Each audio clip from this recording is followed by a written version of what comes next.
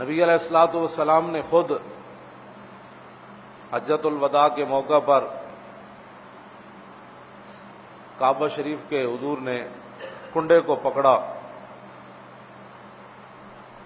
قبضہ جس سے دروازہ پکڑ کر بند کرتے ہیں کھولتے ہیں، حضور نے اس کو پکڑا اور پکڑ کر فرمایا کہ عن قریب میری امت میں یہ بات آ جائے گی کہ میری امت نمازیں ضائع کر دے گی۔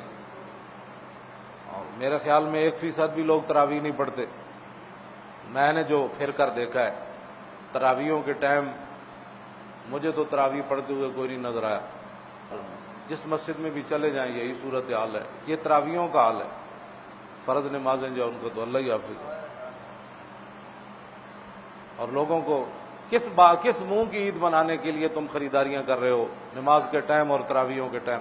تم نے نئے کپڑے پہن کر مسجد میں آنا ہے عید والے دن، کس منہ سے آنا ہے کہ میں نے رمضان میں بھی 5 نمازیں نہیں پڑھی اور نماز تراویح بھی نہیں پڑھی، اور میں ایک مرتبہ قرآن مجید کی تلاوت بھی نہ کر سکا، اور میں زکوٰۃ بھی نہ دے سکا، میں صدقہ بھی نہ دے سکا، میں حضور کی امت کی خیر خواہی بھی نہ کر سکا۔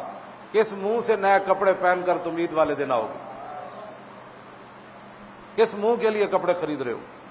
وہ ہمیں بھی بتاؤ نسخہ۔